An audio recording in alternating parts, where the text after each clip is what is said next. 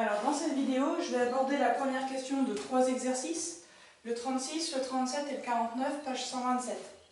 L'idée ici, c'est de découvrir l'ensemble des techniques pour résoudre des inéquations impliquant du x au carré. Dans les 3 cas, il y a du x au carré qui traîne. La première, ça ressemble beaucoup aux équations qu'on a pu résoudre. On a 2x au carré moins 3 inférieur ou égal à 6. Donc dans un premier temps, j'isole x au carré à gauche ou à droite. Donc ici il est à gauche, je vais laisser à gauche. Donc j'ai 2x au carré inférieur ou égal à 6 plus 3. Ok, c'est le moins 3 que je passe à droite. Ça me donne 2x au carré inférieur ou égal à 9. Puis, pour avoir seulement 1x au carré, eh bien, je divise par 2. Donc j'ai 9 divisé par 2 ici. Et là, quand on avait l'équation, on passait à la racine carrée et on avait deux racines, on avait deux solutions. Ici, regardez si je fais le graphe rapidement. Alors, rapidement, mais propre quand même, je vais faire ici, je pense. Donc je fais la parabole de la fonction carrée. Ok.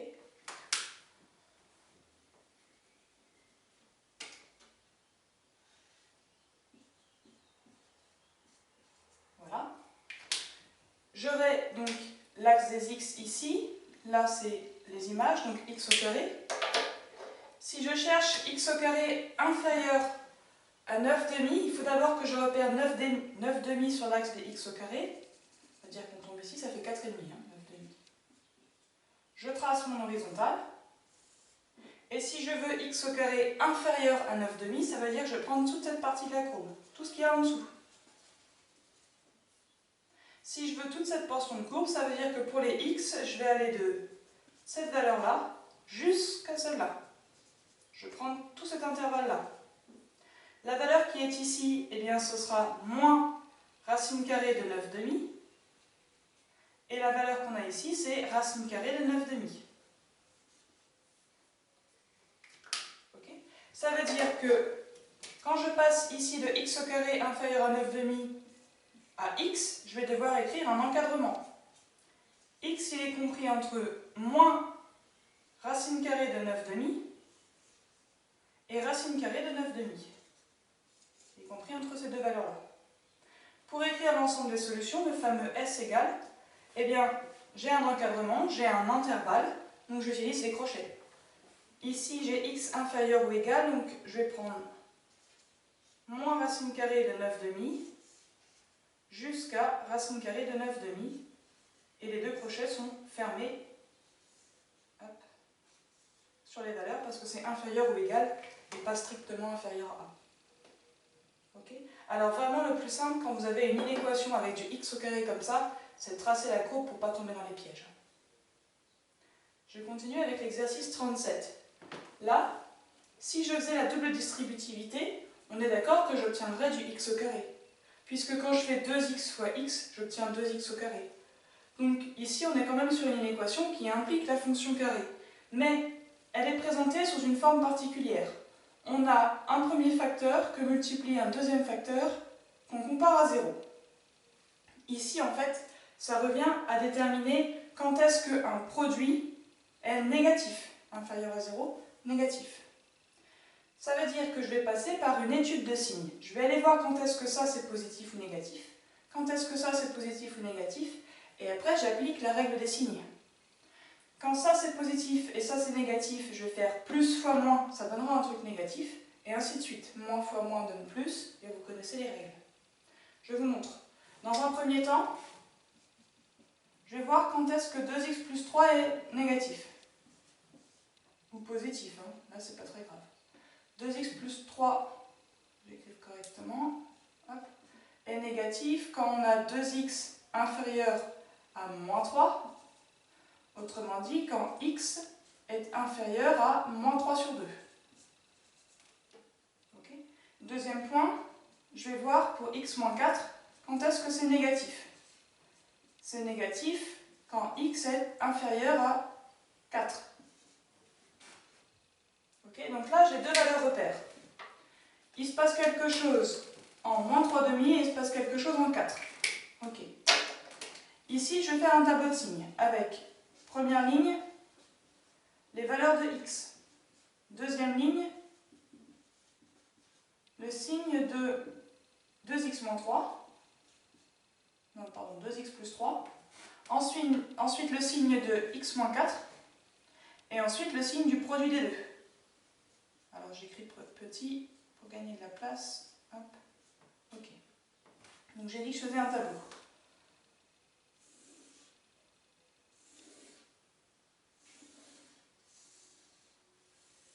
Voilà mon tableau. Les valeurs de x. Eh bien, d'abord, on sait qu'on va de moins l'infini à plus l'infini.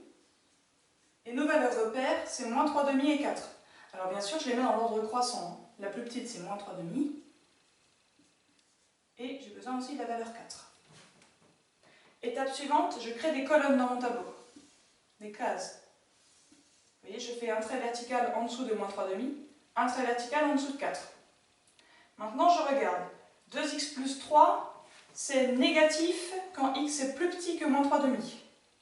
Donc là, je mets un moins, et après, je mets des plus. D'accord? Sa frontière pour 2x plus 3, c'est moins 3 demi. Ça veut dire qu'ici, il y a un 0. Quand x vaut exactement moins 3 demi, 2x plus 3 vaudra exactement 0. Comme me dit ici mon inéquation, x moins 4 est négatif, donc je mettrai un signe moins, quand x est plus petit que 4. Plus petit que 4, c'est ici, entre moins l'infini et 4. Ça veut dire qu'après, ce sera positif. Et ça veut dire aussi que quand x vaut 4, eh bien 4 moins 4, ça fait 0. Pour remplir la dernière ligne, regardez ici, on a le produit des deux. Ça veut dire qu'on va avoir un négatif fois un négatif. Eh bien, moins par moins, ça donne un positif. Ici, j'aurai un positif fois un négatif. Ça donne un moins. Et ici, j'aurai un positif sur un positif, fois un positif. Ça donne un nombre positif. Pour exactement x égale à moins 3 demi, j'aurai 0 fois quelque chose, ben ça fera 0. Et quand x vaut 4, ça fera quelque chose fois 0, ça fera 0. Maintenant que j'ai établi tout ce tableau de signes, je l'ai mis sur R, entre moins l'infini et plus l'infini, je m'intéresse à mon énoncé. Je reviens à mon énoncé. On cherchait ici quand est-ce que c'était négatif. Eh bien c'est négatif ici. Autrement dit, c'est négatif pour ces valeurs de x.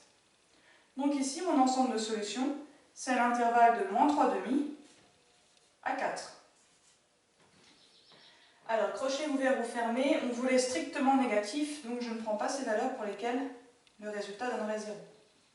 Je mets les crochets ouverts. Alors, ça peut paraître long, mais c'est la première fois qu'on le voit ensemble. Vous allez voir qu'avec l'habitude, c'est vraiment très pratique à faire, et ça ne prend pas plus de 2 minutes. Mais ça demande pas mal d'entraînement. On va voir ici l'exercice 49 qui reprend un peu la même idée. Alors là, l'important que je lise l'énoncé, on vous disait, à l'aide d'un tableau de signes, résoudre algébriquement sur R les inéquations après avoir factorisé.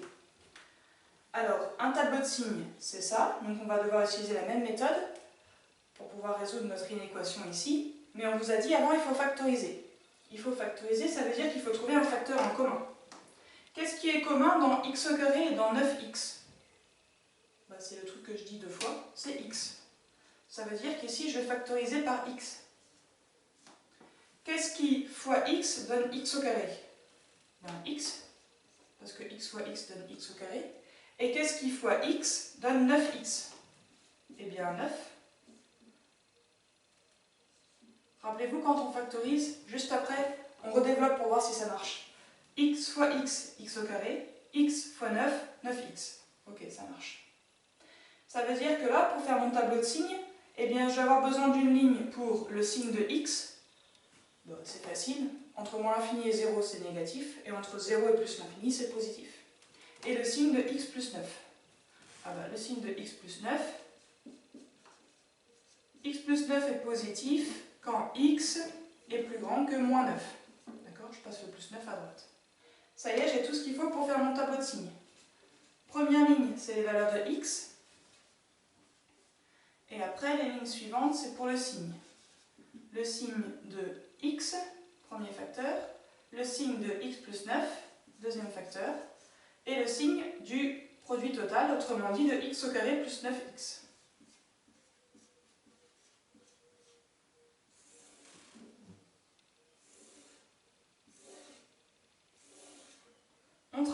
sur R, ça veut dire que je vais de moins l'infini à plus l'infini. Okay. Mes valeurs repères ici, eh bien c'est moins 9 et 0. Moins 9 et 0. Je trace mes verticales. Et ensuite je regarde le signe de x. On a dit x est négatif entre moins l'infini et 0. En 0, ben, il vaut 0. Et entre 0 et plus l'infini, eh bien, il est positif. X plus 9, on a dit il est positif quand x est plus grand que moins 9. Moins 9 est ici, donc plus grand c'est ici, je mets des plus. En moins 9, ça vaut 0. Moins 9 plus 9, ça fait bien 0. Et avant, ça sera négatif. Et là, je termine avec le même principe. Le signe ici, c'est le produit des deux. Moins par moins, bah, ça donne plus. Moins par plus, ça donne moins. Et plus par plus, ça donne plus. Alors, juste une remarque, c'est un hasard qu'on ait plus, moins plus et plus, moins plus. Parfois, vous avez complètement l'inverse. Il faut vraiment réaliser toutes les étapes pour savoir finalement ce qu'on a comme signe. D'accord? Vous n'aurez pas toujours plus, moins plus dans cet ordre-là. Attention à ça. Là, c'est un hasard. Ici, j'ai une certaine valeur fois 0, ça fera 0. Et là, j'ai 0 fois une certaine valeur, ça fera 0. L'énoncé nous disait, on va voir quand est-ce que x au carré plus 9x est positif. Eh bien, il est positif ici, et il est positif là. Autrement dit, sur cet intervalle pour les x, et celui-ci. Donc, pour écrire mon s égale, ici, c'est un petit peu long parce qu'il y a deux intervalles. Il y a l'intervalle de moins l'infini à moins 9.